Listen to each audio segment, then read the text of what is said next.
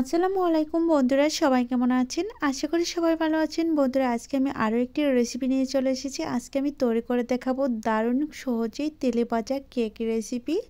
বন্ধুরা, এই রেসিপিটি যেমন দেখতে সুন্দর, খেতে দারুণ মজার হয়ে থাকে। আর আপনারা যদি বাসায় চা তৈরি করে থাকেন তাহলে ঝটপট এরকম একটা রেসিপি বানিয়ে চায়ের সাথে খেয়ে নিতে পারবেন দারুণ সহজেই। বন্ধুরা, মাত্র কয়েকটি উপকরণ দিয়ে এমন একটা রেসিপি তৈরি করা যাবে যা আপনারা ভাবতেই পারবেন না। আর এই কেকগুলো দেখতে একেবারে দোকান থেকে কেনা মিনি কেকের মতো, আর খেতে সেম একটা টেস্ট পাওয়া যাবে। আর চা বানালে অবশ্যই এই রেসিপিটি ট্রাই করতে পারেন। চলুন বন্ধুরা, কথা না বাড়িয়ে আমি মূল ভিডিওতে চলে যাচ্ছি। তার আগে বলছি, প্লিজ বন্ধুরা, ভিডিওটি দেখার শুরুতে একটা লাইক দিয়ে সম্পূর্ণ ভিডিওটি দেখার চেষ্টা করবেন। আর ভালো লাগলে চ্যানেল সাবস্ক্রাইব করে রাখবেন। চলুন এখন আমি মূল রেসিপিতে চলে আসলাম। আজকের কেক তৈরি করার জন্য প্রথমে লাগবে একটি ডিম। আর ডিম দেওয়া হয়ে গেলে আমি এখানে অ্যাড করে দিব অন্য উপকরণ। তারপর দিয়ে দিচ্ছি স্বাদ মতো চিনি। বন্ধুরা, আপনারা চিনিটা চাইলে শিলপাটায় গুঁড়ো করে নিতে পারেন। তারপর দিয়ে দিচ্ছি 1/3 কাপ গুঁড়া দুধ। বন্ধুরা, হাতের কাছে গুঁড়া দুধ না থাকলে স্কিপ করে দিতে পারেন। আর দিয়ে দিচ্ছি 1 টেবিল চামচ বেকিং পাউডার। তারপর দিয়ে দিচ্ছি স্বাদ মতো লবণ। সবগুলো উপকরণ দেওয়ার পর এগুলোকে আমি ভালোভাবে মিশিয়ে নেব। মিশিয়ে নেওয়া হয়ে গেলে এখানে আমি অ্যাড করে দেব ময়দা। বন্ধুরা, আপনারা চাইলে এই কেকটি আটা দিয়েও তৈরি করতে পারবেন, এতে করে কিন্তু অনেকটা সুন্দর হবে। দেখুন বন্ধুরা, আমি একটা কাঁটা চামচের সাহায্যে ভালোভাবে মিশিয়ে নিচ্ছি। দেখেন, এখানে যেহেতু গুঁড়া দুধ দিয়েছি তার জন্য এরকম হয়েছে, তা না হলে আরেকটু পাতলা হতো। তো দেখেন বন্ধুরা, আমি চামচ দিয়ে ভালোভাবে নেড়ে চেড়ে এভাবে করে মিশিয়ে নিয়েছি। আপনারা চাইলে হ্যান্ড উইক্স দিয়ে অবশ্যই করে নিতে পারবেন। আর যাদের হাতের কাছে হ্যান্ড উইক্স না থাকে তারা আমার মতো কাঁটা চামচ দিয়েও এই রেসিপিটি রেডি করে নিতে পারেন। দেখেন, এখন কিন্তু অনেকটাই মিশে গিয়েছে। এখন আমি অ্যাড করে দিব ময়দা। বন্ধুরা, আপনারা আটা দিয়ে করে নিতে পারেন যাদের হাতের কাছে ময়দা না থাকে। একেবারে সেম একটা কেক রেসিপি হয়ে যাবে। তো দেখেন, প্রথমে আমি এভাবে করে কাঁটা চামচ দিয়ে ভালোভাবে মিশিয়ে নেব। তারপর বাকি কাজটুকু হাত দিয়ে করে নিব। দেখেন, আমি এই যে কাঁটা চামচ দিয়ে ভালোভাবে মিশিয়ে নিচ্ছি। আর বন্ধুরা, আপনারা চাইলে শুরু থেকে হাত দিয়ে কাজটা করে নিতে পারেন, এতে করেও কিন্তু অনেকটা সুন্দর হবে। প্রথম অবস্থায় একটু টাইট লাগবে, কিন্তু কিছুক্ষণ মেশানোর পর সুন্দর একটা ডো তৈরি হয়ে যাবে। আজকের কেকগুলো বানানোর জন্য এরকম একটা ডো দিয়ে বানিয়ে দেখাবো যা আপনারা ভাবতেও পারবেন না এমন ডো দিয়ে সুন্দর একটা কেক হতে পারে। তো দেখেন, আমার রেডি করা হয়ে গিয়েছে। এখন আমি এখান থেকে অল্প অল্প করে বানিয়ে গোল গোল করে বানিয়ে আমি তেলের উপর ছেড়ে দিব।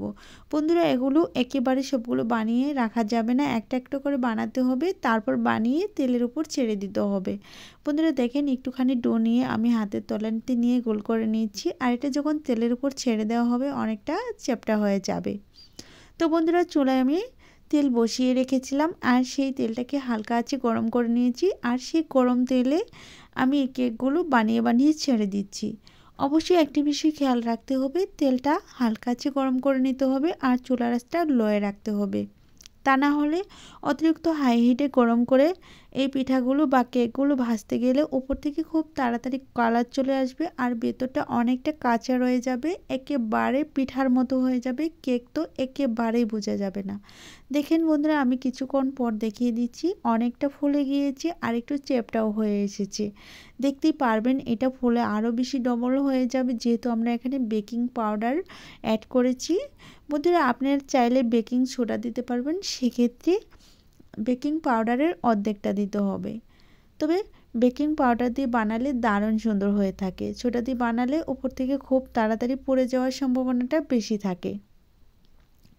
দেখেন, আমারটা কিছুক্ষণ ভেজে নেওয়ার পর অনেক বেশি ফুলে গিয়েছি। এভাবে করে কিছুক্ষণ ভেজে তারপর আমি একটা পাশ উল্টিয়ে নিব একটা চামচের সাহায্যে। আমি প্রথমে এখানে স্টিক দিয়ে করে নিচ্ছি, একটু নড়াচড়া করে নিচ্ছি, তারপর আমি চামচ দিয়ে এটাকে উল্টিয়ে নেওয়ার চেষ্টা করব।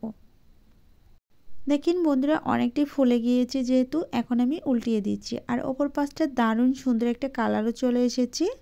অতিরিক্ত হাই হিটে ভেজে নিলে এই কালারগুলো একেবারেই আসবে না, খুব তাড়াতাড়ি পুড়ে যাবে আর দেখতে একটুও ভালো লাগবে না, খেতে একেবারে খারাপ লাগবে। তো দেখেন বন্ধুরা, একটা পাশ ভেজে নেওয়ার পর অনেক বেশি ফুলে গিয়েছে, আরও কিছুক্ষণ ভেজে নেওয়ার পর অতিরিক্ত ফুলে একেবারে ডবল হয়ে যাবে। বন্ধুরা, এই কেকগুলো আপনারা বানিয়ে বাচ্চাদের টিফিনে রাখতে পারেন কলার সাথে, অথবা বড়দের চায়ের সাথে রেখে দিতে পারেন। চায়ের সাথে এগুলো খেলে বুঝতেই পারবে না হাতে তৈরি করা কেক, একেবারে বাজার থেকে মিনি কেকের মতো লাগবে। বন্ধুরা, কেকগুলো 2 থেকে 3 মিনিট ভাজার পর এরকম একটা কালার চলে এসেছে। আমি আরও কিছুক্ষণ ভেজে নেব। সুন্দর একটা কালার আসা পর্যন্ত একটু হালকা কড়া করে আমি ভেজে নেব। আপনারা চাইলে এই অবস্থায় নামিয়ে নিতে পারেন। আপনাদের কালারটা আপনাদের পছন্দ মতো করে রাখতে পারেন, তবে অতিরিক্ত কালার করতে গেলে পড়ে যাবে, সেটা মাথায় রাখতে হবে। তো দেখেন বন্ধুরা, এখন কিন্তু আরও বেশি সুন্দর লাগছে। বন্ধুরা, আমি যতক্ষণে এই কেকগুলো বেজে নেব ততক্ষণে বলছি, প্লিজ বন্ধুরা ভিডিওটি ভালো লাগলে চ্যানেল সাবস্ক্রাইব করে রাখতে পারেন।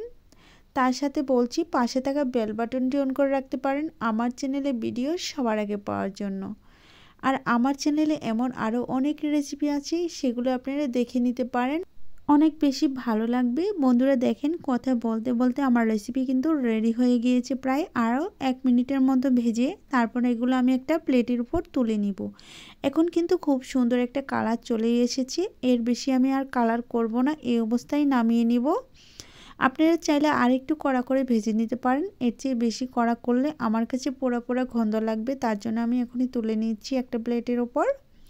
বন্ধুরা, আপনারা চাইলে অতিরিক্ত যে তেলটা আছে সেটা শুষে নেওয়ার জন্য একটা টিস্যু পেপারের উপর রেখে দিতে পারেন। কিচেন টিস্যুগুলো যে হয় সেই টিস্যু পেপারের উপর তুলে নিলেই এক্সট্রা যে তেলটা আছে সেটা শোষণ করে নিবে। এতে করে কেকগুলো অনেক বেশি মুচমুচে আর শুকনো শুকনো থাকবে, দেখতে দারুণ হবে, খেতেও অনেক বেশি ভালো লাগবে। বন্ধুরা দেখেন, কথা বলতে বলতে আমি কিন্তু সবগুলো কেক প্রায় তুলে নিয়েছি। আর সবগুলো কেক তোলা হয়ে গেলে আমি সবগুলো কেক একসাথে করে নিয়ে চলে এসে দেখাবো সবগুলো কেক ভেজে নেওয়ার পর কতটা সুন্দর হয়েছে। তার আগে আমি একটু কাছ থেকে দেখিয়ে দিলাম কত সুন্দর হয়েছে।